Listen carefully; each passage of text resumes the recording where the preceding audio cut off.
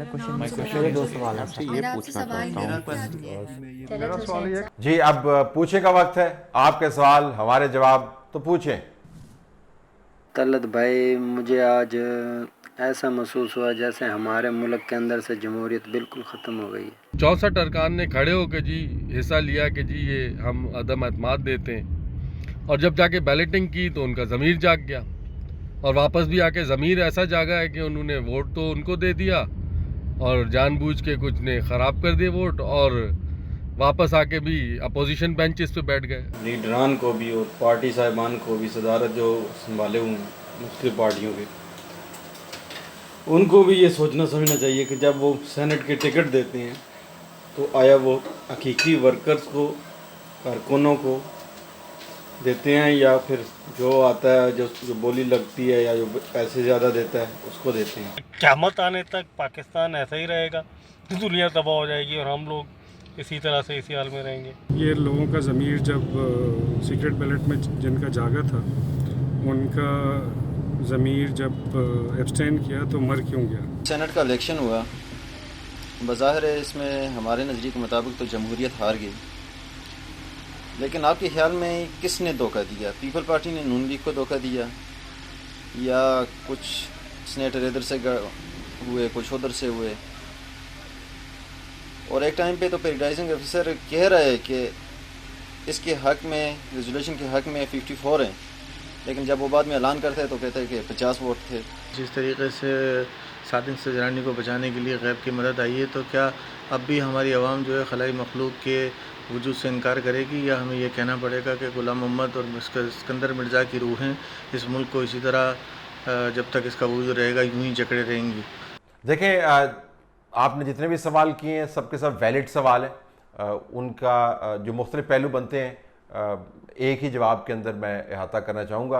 कुछ सवाल रह गए जिसके लिए माजरत खाऊँ, लेकिन इतने ज़्यादा सवाल हैं कि हमारा इनबॉक्स जो है वो चोक हो गया है। पहली बात तो ये है कि ये बहुत बड़ी वारदात हुई है, ये दिन दिहाड़े वारदात हुई है, और आपको नज़र आ रहा है कि यह वारदात हुई है। अगर आप इसकी तफसील के अंदर जाएँ, जिस तरह आपने खुद ही बयान किया, एक दोस्त ने कि 64 जो हैं वो हाथ खड़े करते हैं और उसके बाद 50 जो है वो वोट डालते हैं, जिसके अंदर 4 वोट्स जो हैं वो ऐसे हैं जो डिलिबरेटली डबल स्टैम्प किए गए, 5 वोट्स ऐसे डिलिबरेटली डबल स्टैम्प किए गए। तो किसी ने स्टैम्प को एक मरतबा उठा के एक खाने में लगाया होगा, दूसरी मरतबा उठा के दूसरे खाने में लगाया होगा, उसको पता होगा कि वो क्या कर रहा है। वो किस तरह रात को जाके सोया होगा, वो इस फ्रॉड को किस तरीके से जस्टिफाई करता होगा अपने आप को, फिर अपने बच्चों के साथ बैठा भी होगा और देख भी रहा होगा या देख भी रही होगी कि जी किस तरह उसके इस काम ने तमाम निज़ाम को एक तूफ़ानी कैफियत में मुब्तला कर दिया और कितनी बेज़मीरी की है, अपने आप को कैसे बेचा है, लेकिन बिल्कुल मासूम अंदाज से वो फिर भी रहे होंगे। तो ये एक डिलिबरेट था।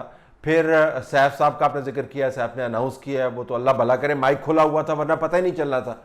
तो 50 का फिगर हमें बताया गया, पहले से तयशुदा था कि अनाउंस ही होना। इसमें जो प्रिजाइडिंग ऑफिसर जो हैं वो तो अपनी जगह पर हैं, जो सुपरवाइज उसको कर रहे हैं, लेकिन जो पोलिंग एजेंट हैं सेनेटर अब्बासी साहब PMLN की तरफ से, उनका किरदार जो है ना बहुत मशकूक आपको नज़र आता है।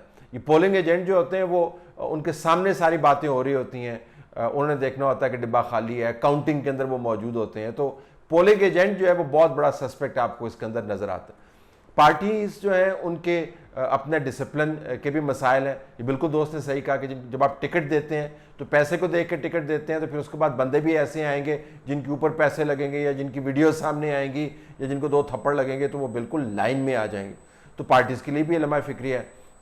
लेकिन मैं साथ ये भी कहना चाहूँगा कि जमहूरियत का जो प्रोसेस है ना वो एक सॉफ्ट प्रोसेस है, वो एक ताकतवर लेकिन सॉफ्ट प्रोसेस है।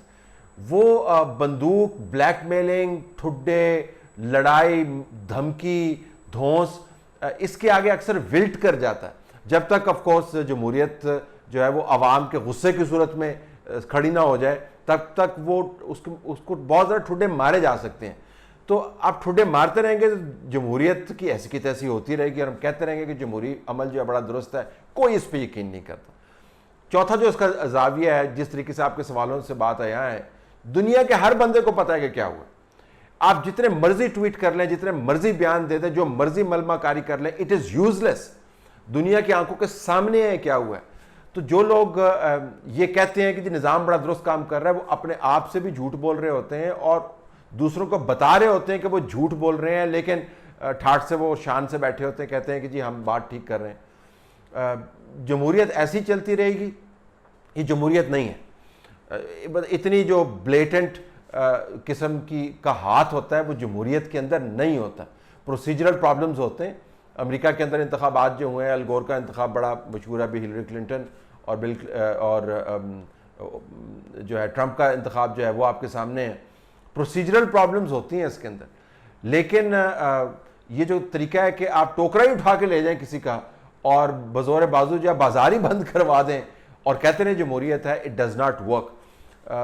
मेरे ख्याल में इस किस्म के मामला जो हैं वो माजी में भी नहीं देखने को मिले थे जिनका आपने हवाला दिया, लेकिन चूँकि हमारा ख्याल है कि हम सबको सब वक्त बेवकूफ़ बना सकते हैं, ये ना जानते हुए कि असल में अपने आप को बेवकूफ़ बना रहे हैं और ख़ुद को बेवकूफ़ साबित कर रहे हैं, लिहाजा हम यह काम करते चले जा रहे हैं। बहुत बड़ा धब्बा है, शौक है और निज़ाम इससे मुकम्मल तौर पर उसकी चूलें ढीली हो गई हैं। और फिर जब आपने ये कहा है कि बलूचिस्तान का बंदा हमने रिटेन कर लिया और जो बलूचिस्तान का बंदा बजिंजर साहब जो बन सकते थे, जिनके पास नंबर्स भी अपेरेंटली थे, उनको आपने जो है पाकिस्तान दुश्मन करार दे दिया है, तो अभी तो आपको बड़ा अच्छा लग रहा होगा। लेकिन मैंने 28 साल कैरियर में इतनी मरतबा ये होते देखा है कि जब ताकत में आप होते हैं, आपकी कुर्सी कायम होती है, आपके टेन्योर्स मौजूद होते हैं, तो आप बादशाहों की तरह एक्ट करते हैं, लेकिन जो ही हालात तब्दील होते हैं तो आपको भागने का रास्ता नहीं मिलता। ये तारीख का पहिया जिसके नीचे हर उस बंदे ने पिस जाना है जो इस पहिए को उल्टी तरफ धकेलने की कोशिश कर रहा है। इस दौरान मुल्क के साथ क्या होगा, ये सबसे बड़ी बदकिस्मती की बात है। जमहूरी निज़ाम जो है वो सॉफ्ट लेकिन स्ट्रॉन्ग, ठुड्डे मारने खाने की सलाहियत उसमें है, लेकिन इतने ठुड्डे ना मारें कि उसकी शक्ल ही बिगड़ जाए, जो बिगड़ गई है, उसकी कमर भी टूट गई।